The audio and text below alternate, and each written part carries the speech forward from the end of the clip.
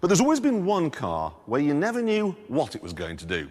The Porsche 911. See, unlike a Ferrari, the engine is not in the middle, it's right here in the back. And that upsets the balance. It's like a horse, or as Porsche would call it, a horser pushing a cart. You know why it was called a 911, don't you? So the Americans would know what to dial when they crashed. And they would crash. It's a very scary car. And the scariest model of them all is the Turbo.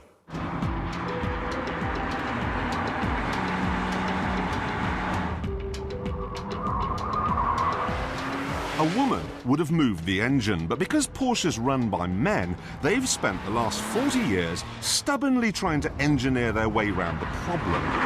To be honest, they've cracked it. The modern-day Turbo, like this one, has four-wheel drive and perhaps the most sorted chassis of any road car.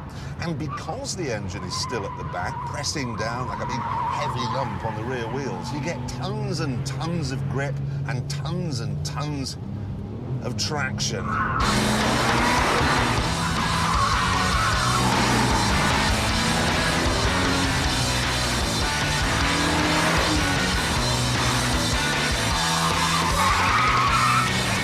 I said a couple of years ago that a 911 Turbo is better than a Ferrari 355, and I'll stand by that. It's wonderful. Amazing car now, completely sorted. What? That's not the end. Yes, we've seen enough. We've seen enough. I'm absolutely confident that's... Who would like to see what happens next in that film? Yes. Roll it.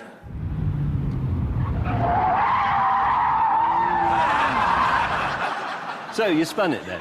I spun it slightly. What do you mean, slightly? How can you slightly spin? That's like saying I slightly fell off a ladder this morning. The problem is that when you're driving a Ferrari or a Lamborghini, they constantly say to you, I'm going to kill you, I'm going to stick a knife in your heart, I'm going to turn it round. Whereas the 911, OK, the Turbo, it's saying, it's OK. It lulls you into this false sense of security. You think it's an ordinary car. It's like a circus lion. That's the best way to look at it. You go, oh, look at that, it's jumping through hoops. Isn't it docile? It's still a lion. It's still a 420 horsepower supercar. You have got to be a superhuman driver to get the best out of one of these.